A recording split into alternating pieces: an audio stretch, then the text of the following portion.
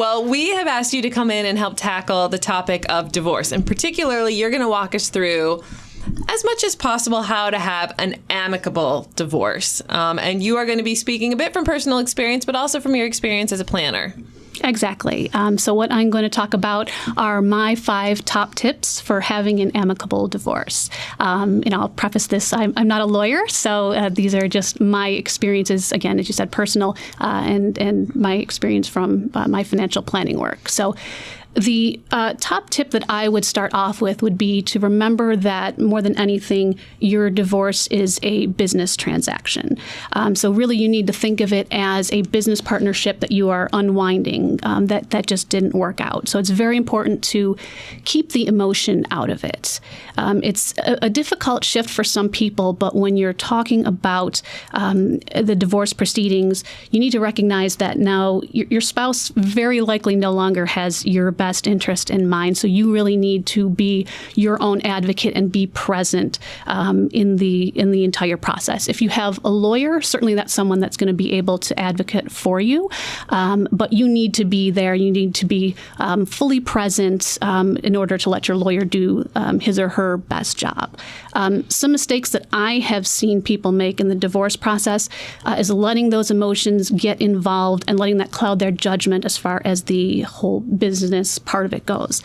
I've seen cases where a client would say, I'm tired of fighting. I don't care. Let her take what she wants. I don't want to deal with this. I just want to get this done as quickly as possible. I don't care whatever it costs, whatever it takes. I've seen cases where someone has said, taken the attitude of, he's more concerned about the money. I'm not that selfish, so I'm not going to fight him because, I'm a better person and, I'm going to be more noble and suffer.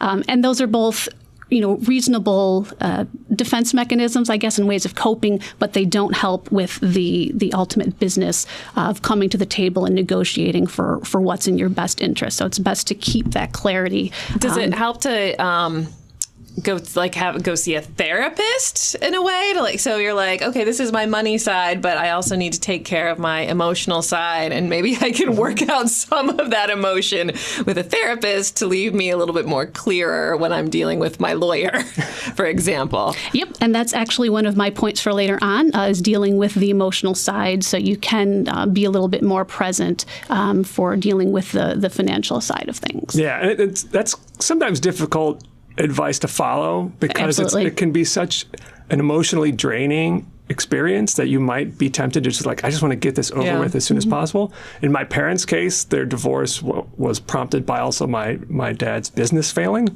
So there were all kinds of things going on, and I've seen that in other divorces as well. There's something else going on that is if not the straw or the bale that breaks the camel's back that brings the marriage to an end. So it's often not just the divorce that's happening. So it's so much turmoil, and people are like, I just want to get this done. Then years later, you realize, I wish I didn't rush that. Yeah, absolutely. You don't get a do-over, so you do want to take your time and make sure that you're making decisions that are right, not only in the near term, but in the long term. So a lot of folks look at it and say, what do I need to do in the next couple of weeks or months to get to D-Day when I sign the papers, and not necessarily thinking about, how is that going to affect you 10 or 20 years down the road. So for an example, if a client may say, all I want is I want to keep the house because I want to keep I want stability for my kids. I don't want them to change school districts. He can have everything else. I'm not going to worry about that. That may not be the best decision if you're then stuck with a house that you can't afford and you're draining financial assets to support that. So you need to consider not only now and today and the day after the divorce, but also a decade or two down the road.